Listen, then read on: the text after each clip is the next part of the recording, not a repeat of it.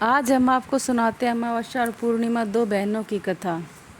एक राज्य में एक राजा और एक रानी रहते थे, जिनकी 4 संतानें थीं, 2 लड़के और 2 लड़की। एक लड़की का नाम पूर्णिमा तथा दूसरी लड़की का नाम अमावस्या था।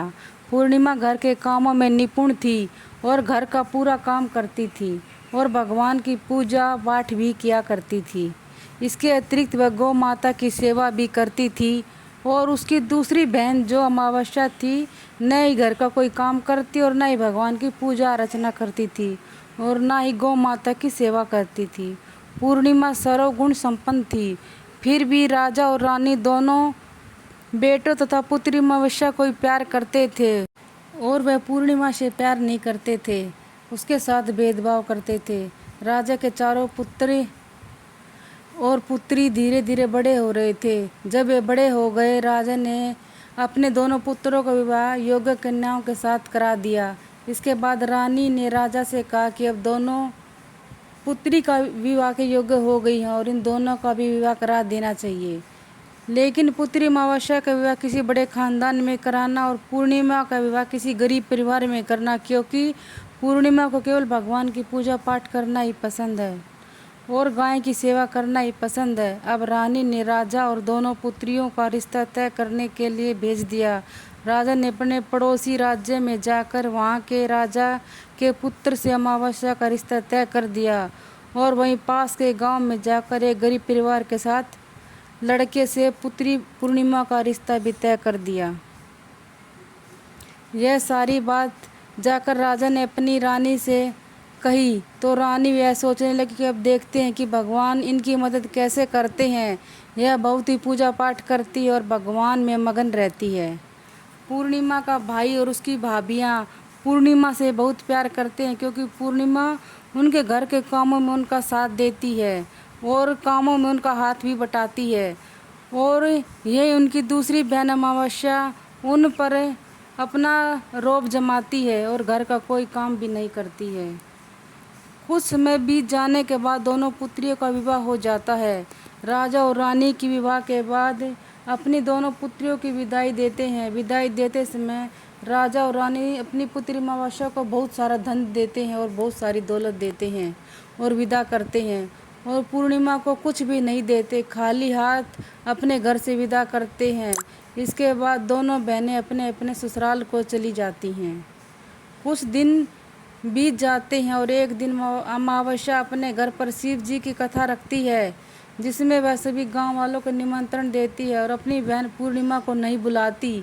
जब गांव की सभी औरतें अमावस्या के यहाँ जाती हैं तो यहाँ सब दृश्य पूर्णिमा अपने घर के दरवाजे के बाहर बैठकर देख रही होती है।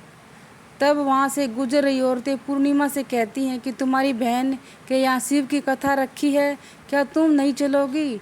पूर्णिमा ने कहा, मुझे निमंत्रण नहीं आया, मैं नहीं जा सकती। सभी गांव की औरतें ने पूर्णिमा से कहा, बुलावा नहीं आया तो क्या हुआ, भगवान शिव की कथा है, उसमें तो हम बिना बुलाए ही जा सकते हैं, तुम भी चलो। साथ ही सभी औरतों की बात मानकर पूर्णिमा भी उनके साथ भगवान शिव की कथा में अमावस्या के घर चली जाती है। जब अमावस्या की नज़र पूर्णिमा पर पड़ती है तो वहाँ कहती है कि तुम यहाँ कैसे चली आई, मैंने तो तुम्हें बुलाया भी नहीं। खैर कोई बात नहीं, तुम अब आ ही गए तो चुपचाप बैठी रहना। और यह कहते हुए अमावस्या में पूर्णिमा की गरीबी का मजाक उड़ाया। पूर्णिमा की आंखों में आंसू आ गए और रोते रोते मन ही मन से पूर्णिमा भगवान शिव से विनती करती रही, हे भगवान, क्या पूजा पाठ करना गलत है, गौ माता की सेवा करना गलत है? आखिर मेरी इसमें क्या गलती है? आप मुझ पर अपनी कृपा दृष्टि कब बनाएंगे? पूर्णिमा बार बार भगवान शिव से यही कहती रहती है। इसमें इतने में शिव कथा पूरी हो जाती है और अमावस्या भगवान का प्रसाद बांटने लगती है। वह सभी लोगों को प्रसाद देती है, लेकिन पूर्णिमा को वह प्रसाद नहीं देती। पूर्णिमा बिना प्रसाद के ही अपने घर आ जाती है। रास्ते में वह सोचते सोचते चलती है कि यदि बच्चे उससे कथा का प्रसाद मांगे तो उन्हें वह क्या जवाब देगी। उसने सोचा कि वह अपने मायके अपने भाई और भाजाई के यहाँ जाएगी तो वहाँ कुछ जाते हुए बच्चों के लिए कुछ लेकर आएगी। ऐसा सोचते हुए वह अपने घर वापस आ गई। जब घर वापस लौटकर आने के बाद वह अपने पति और बच्चों से कहती है कि वह अपने मायके जा रही है पति ने कहा ठीक है, और कुछ समय के बाद पूर्णिमा अपने मायके के लिए रवाना हो गई। चलते चलते रास्ते में एक चबूतरा आया जिस पर तुलसी का पौधा लगा था। चबूतरे पर एक बूढ़ी अम्मा बैठी हुई थी। वह कई और नहीं, साक्षात तुलसी माँ थी। उस बूढ़ी माता ने पूर्णिमा से कहा, बेटिया तुम कौन हो और कहाँ जा रही हो? पूर्णिमा अपना परिचय देती हुई बोली। बूढ़ी औरत ने पूर्णिमा से कहा कि यहाँ तुलसी का पौधा सूख रहा, इसमें थोड़ा सा पानी डाल दो और इस चबूतरे को साफ करके सफाई कर दो, जिससे मुझे थोड़ी ठंडक मिलेगी। पूर्णिमा ने कहा ठीक है माँ, मैं तुलसी में पानी डाल देती हूँ और यहाँ की सफाई भी कर देती हूँ। पूर्णिमा ने साफ सफाई करने के बाद बूढ़ी अम्मा को भी नहला दिया और बूढ़ी अम्मा की सेवा करने के बाद उनके पैर दबाए और बूढ़ी अम्मा से कहा कि माँ जी और बतलाइए मैं आपकी क्या सेवा कर सकती हूँ और बता दीजिए, मैं कर दूँगी। बूढ़ी अम्मा ने कहा कुछ नहीं, अब तुम जाओ और वापस आते समय मुझसे मिलते हुए जाना। पूर्णिमा ने बूढ़ी अम्मा से कहा ठीक है अम्मा, मैं जाती हूँ, वापस आते समय बक्स आपसे मिल कर जाऊंगी। कुछ समय आगे चलने के बाद एक शिव मंदिर आया। वहाँ पर उसे एक बूढ़े बाबा मिले जो मंदिर के बाहर बैठे हुए थे। वह कोई और नहीं, साक्षात भोलेनाथ थे। उन्होंने पूर्णिमा से कि कहाँ जा रही हो बेटी और तुम कौन हो? पूर्णिमा ने अपने परिचय दिया। फिर उस बूढ़े बाबा ने पूर्णिमा से कहा इस चबूतरे की और इस मंदिर की सफाई कर दो।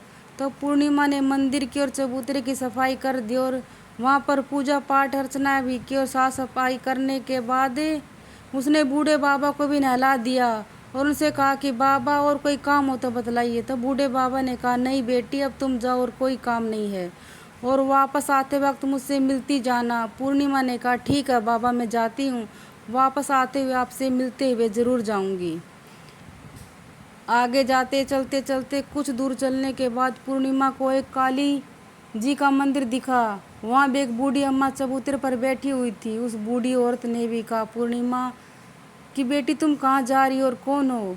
तो पूर्णिमा ने उस बूढ़ी औरत को कहा और अपने परिचय दिया। बूढ़ी औरत ने पूर्णिमा से कहा कि यहाँ पर सभी पूजा पाठ करने के लिए आते हैं, लेकिन मंदिर की सफाई करने के लिए कोई नहीं आता है, इसलिए तुम मंदिर की सफाई और चबूतरे की सफाई कर दो।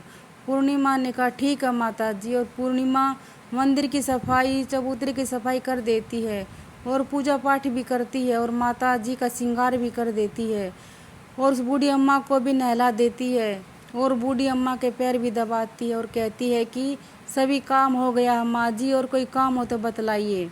बूढ़ी अम्मा कहती है कि बेटी अब कोई काम नहीं है, तुम जाओ, लेकिन वापस आते वक्त मुझसे मिलते हुए जाना। पूर्णिमा कहती है ठीक है और वो आगे चली जाती है। आगे चलते चलते एक नदी आती है। वहाँ पर भी एक बूढ़ी अम्मा बैठी थी और वह कहती है कि बेटी तुम कौन और कहाँ जा रही हो?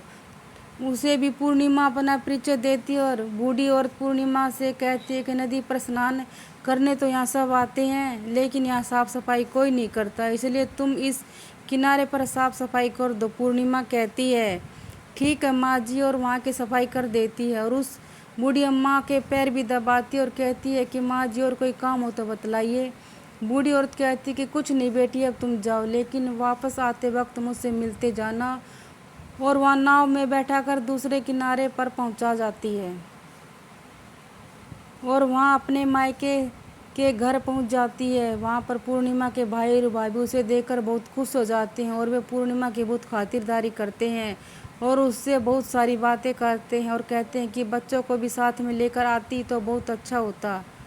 और कुछ समय के बाद पूर्णिमा ने वापस अपने ससुराल जाने का कहा तो भाभी ने उसके लिए एक साड़ी दी और बच्चों के लिए खिलौने दिए और कपड़े दिए और खाने पीने की बहुत सारी चीज़ें भी दी और कहा कि तुम बहुत दिनों के बाद आती। और पूर्णिमा की भाभी ने यह थैला पूर्णिमा के हाथ में दे दिया और कहा कि जाओ और जल्दी वापस आना। इसके बाद पूर्णिमा वहाँ से अपने ससुराल के लिए रवाना हो गई और उसी नदी के किनारे पहुँची और नाव में बैठकर दूसरे किनारे पर उतर गई। वहाँ पर उतरने के बाद उसे वहीं बूढ़ी अम्मा मिली जो साक्षात गंगा मैया थी। उस बूढ़ी अम्मा ने पूर्णिमा को एक थैला दिया और कहा कि इसे तुम अपने घर जाकर ही खोलना। उन्हें लेकर पूर्णिमा वहाँ से रवाना हुई और आगे कुछ दूर चलने पर काली माँ का मंदिर आया। वहाँ पर काली माँ बूढ़ी माँ के रूप में विराजमान थी। उसने कहा कि आ गई बेटी पूर्णिमा। पूर्णिमा ने कहा हाँ माँ मैं आ गई हूँ। तो काली माँ ने उसे एक थैला दिया और कहा कि तुम यह थैला अपने घर जाकर खोलना। पूर्णिमा के पास 3 थैले हो गए थे। तीनों थैले लेकर पूर्णिमा आगे बढ़ी। कुछ दूर जाने पर शिवजी का मंदिर आया, जहाँ बूढ़े बाबा के रूप में शिवजी स्वयं विराजमान थे। बूढ़े बाबा ने कहा पूर्णिमा तुम वापस आ गई। पूर्णिमा ने कहा बाबा मैं वापस आ गई। बूढ़े बाबा ने भी पूर्णिमा को एक थैला दिया और कहा कि तुम यह थैला घर जाकर ही खोलना। पूर्णिमा ने कहा ठीक है बाबा। अब पूर्णिमा के पास 4 थैले हो गए थे। अब पूर्णिमा चारों थैलों को कैसे ले जाती। उसने एक पुरानी साड़ी निकाली और उन सभी थैलों की एक गठड़ी बना ली और अपने सिर पर रख कर वहाँ से रवाना हो गई। कुछ दूर जाने के बाद उसे तुलसी माँ बूढ़ी औरत के रूप में मिलती है और वह कहती है कि पूर्णिमा तुम आ गई। पूर्णिमा कहती हाँ माँ जी मैं आ गई। वह बूढ़ी औरत भी उसे एक थैला देती और कहती है कि थैला ले और अपने घर जाकर ही खोलना। पूर्णिमा कहती है ठीक है माँ जी। पूर्णिमा के पास 5 थैले हो गए। पूर्णिमा वहाँ से रवाना हुई और वापस अपने घर पहुँच गई। पूर्णिमा ने गठड़ी को अपने सिर से रखा नीचे और सबसे पहले अपने मायके के थैले को खोला और देखने लगी। उसमें बच्चों के लिए अच्छे अच्छे कपड़े और खाने पीने की बहुत सारी चीज़ें थी और उसमें गहने भी थे। पूर्णिमा ने कपड़े अपने बच्चों को दे दी और खाने पीने की चीज़ें भी बच्चों को दे दी। यह सब पाकर बच्चे बहुत खुश हुए। अब पूर्णिमा के द्वारा दूसरा थैला खोला गया जो गंगा मैया ने दिया था। उसमें ढेर सारे हीरे जवाहरात सोना चांदी थे। इसके बाद अब पूर्णिमा ने तीसरा थैला खोला जो उसे काली माँ ने दिया था। उसमें बहुत सारा सोना श्रृंगार का सामान भरा हुआ था। उसके बाद पूर्णिमा ने चौथा थैला खोला जो उसे भगवान शिव ने दिया था। उसमें बहुत सारा धन संपत्ति भरा हुआ था और बहुत सारी खुशियाँ भरी हुई थी। इसके बाद अब पूर्णिमा ने 5वां थैला खोला जो उसे तुलसी माँ ने दिया था। उसमें चावल दाल और 7 प्रकार की खाने की चीज़ों से भरा हुआ था। अब पूर्णिमा के घर में किसी भी चीज़ की कोई कमी नहीं थी। उसका घर धन धान्य से भर गया था और ये परिपूर्ण था। पूर्णिमा और उसका परिवार सुख से जीवन व्यतीत करने लगा। अब पूर्णिमा के मन में विचार आया कि क्यों न शिव जी की कथा कराई जाए और शिव जी की कथा में कार्यक्रम रखा। पूर्णिमा ने गांव के सभी लोगों को निमंत्रण दिया और घर घर जाकर सभी लोगों को बुलाया। पूर्णिमा अपनी बहन अमावस्या के घर पर भी गई और अमावस्या को भी शिव की कथा के लिए अपने घर आने पर बुलाया। जब अमावस्या पूर्णिमा के घर शिव की कथा में आई तो उसने देखा कि पूर्णिमा के घर में किसी चीज़ की कोई कमी नहीं है। इतना सारा धन दौलत देकर अमावस्या आश्चर्यचकित हो गई। उसने पूर्णिमा से कहा कि तुम्हारे घर में इतनी धन दौलत कहाँ से आ गई। पूर्णिमा ने कहा देखो बहन तुमने शिव जी की कथा में मुझे नहीं बुलाया था, फिर भी मैं चली गई और तुमने मुझे प्रसाद भी नहीं दिया और मेरी गरीबी का मजाक भी उड़ाया। उसके बाद मैं अपने घर आ गई और घर आते ही मन ही मन सोच रही थी कि अब मायके जाऊंगी और अपने मायके चली गई। और जो कुछ घटना इस प्रकार बीच में हुई वह सभी घटना अपनी बहन अमावस्या को बताती है। तो अमावस्या भी कहती कि तुम भी मुझे प्रसाद मत दो और मुझे डांट दो। लेकिन पूर्णिमा ने कहा कि यह तो भगवान का प्रसाद है, मैं तो सबको दूंगी तो तुम्हें भी दूंगी। फिर भी अमावस्या ने प्रसाद नहीं लिया और वह सीधे अपने घर चली गई। घर जाकर अपने बच्चों से कहकर वह अपने मायके चली गई और मायके चली गई। रास्ते में उसे चलते चलते तुलसी माँ मिली जो चबूतरे पर बूढ़ी माँ के रूप में बैठी हुई थी। बूढ़ी माँ ने अमावस्या से कहा कि बेटी तुम कौन और कहाँ जा रही हो। अमावस्या ने अपना परिचय दिया। बूढ़ी माँ ने कहा बेटी ये तुलसी का पौधा सूख रहा है, इसमें थोड़ा सा पानी डाल दो और इस चबूतरे की सफाई कर दो। इस पर अमावस्या ने कहा बुढ़िया तुम्हें दिखाई नहीं दे रहा मैं इतनी महंगी साड़ी पहन रखी है, यह गंदी हो जाएगी। ऐसे कहकर वहाँ से आगे चली गई। आगे जाने पर उसे भगवान शिव जी मिले जिससे भी उसने वैसा ही कहकर आगे चली गई। उसे काली माँ मिली जिससे भी उसने सारी बातें कही। आगे जाने पर उसे गंगा माँ मिली जिसे भी उसने यही कहा और आगे चली गई। इसके बाद अमावस्या जब नाव में बैठने लगी तो उसे नाव में फूलों की जगह कांटे भरे थे जो उसके पैरों में चुभ रहे थे। किनारे पर से उतरकर वह अपने मायके चली गई। जब वहाँ उसकी भाभीियों ने तथा भाइयों ने देखा तो मन ही मन में कहने लगे कि काम की ना काज की, 2.5 मन अनाज की अब आ गई तो ठीक है। पूर्णिमा तो हमारे काम में हाथ बटाती थी, वह कोई काम तो करेगी नहीं। अब उन्होंने खाना बनाकर खा पीकर सभी सो गए। अमावस्या जब सुबह उठी और अपनी भाभीियों से कहा कि मैं अपने ससुराल जा रही हूँ। उन्होंने कहा कि ठीक है जाओ। अमावस्या बोली, पूर्णिमा को तो तुमने एक थैला दिया था और मुझे कुछ नहीं दोगे क्या? भाई और भाभी ने कहा तुम घर जाओ, थैला तुम्हारे घर भेज देंगे। फिर अमावस्या वहाँ से निकल गई और नदी के किनारे पर पहुँची। वहाँ गंगा मैया बूढ़ी औरत के रूप धारण करके बैठी हुई थी और बूढ़ी अम्मा ने कहा कि आ गई बेटी? तो उसने कहा मैं आ गई। अमावस्या ने कहा तुमने पूर्णिमा का तो एक थैला दिया था, मुझे नहीं दोगी क्या? बूढ़ी अम्मा ने कहा तुम जाओ, तुम्हारे घर भिजवा देंगे उस थैले को। इसके बाद वह आगे जाने लगी। उसे काली मैया मिली, उसने भी अमावस्या को यही कहा। इसके बाद वह आगे जाने लगी। उसे शिव भगवान मिले, उन्होंने भी अमावस्या से यही कहा कि इसके बाद आगे जाने पर उसे तुलसी माँ मिली, तो उसने भी अमावस्या से कहा कि तुम अपने घर जाओ, थैला तुम्हारे घर पहुंचा दिया जाएगा। अमावस्या अपने घर पहुंच गई। आंगन में देखा तो वहां पर 4 थैले पड़े हुए थे। अमावस्या ने मन ही मन सोचा कि अब तो मेरे पास बहुत सारा धन और दौलत आ जाएगी। जल्दी जल्दी उसने सभी थैले खोले। किसी में मिट्टी थी, किसी में पत्थर, किसी में कंकर और किसी में कोयला। उसे मायके से भी कुछ नहीं मिला था, इन थैलों में भी कुछ नहीं था। अमावस्या दौड़ती हुई पूर्णिमा के घर गई और कहती कि तुम्हें तो इतना सब कुछ मिला, मुझे तो कुछ भी नहीं मिला, आखिर क्यों? तो पूर्णिमा कहती है तुमने अपने मायके जाती हो तो अपनी भाभीियों के साथ उनके कामों में हाथ नहीं बटाती, उनके साथ मिलकर काम नहीं करती, लेकिन तुम ऐसा कुछ नहीं करती, उनकी इज्जत भी नहीं करती, इसलिए वह तुम्हें क्या देंगी?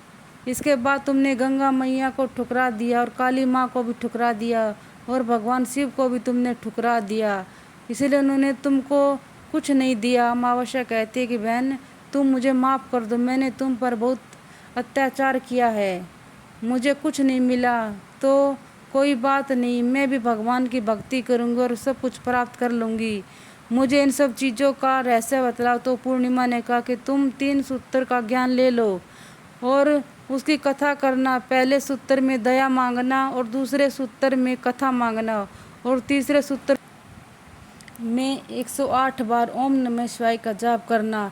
बहन भगवान ने सूत्र दिए हैं, इनको अपने हृदय में बसा लेना। मैंने भी ये 3 सूत्र अपने जीवन में अपनाए थे और सच्चे मन से भगवान की भक्ति पूजा पाठ की थी। फिर भगवान ने मुझे यह सब कुछ दिया और तुम्हारे पास जो कुछ था वह भी सब खत्म हो गया। इसके बाद अमावस्या अपने घर गई और भगवान की पूजा पाठ करने लगी। भगवान शिव ने उसने माफ़ी मांगी और गौ माता की सेवा की और दूसरों की मदद करने लगी। इस कहानी से हमें यह शिक्षा मिलती है कि हमें अपने बड़ों की मदद करनी चाहिए और किसी का भी बुरा नहीं सोचना चाहिए, तभी हमें महादेव का आशीर्वाद प्राप्त होता। बोलो श्री कृष्ण भगवान की जय। श्री शिवाय नमस्तुभ्यम।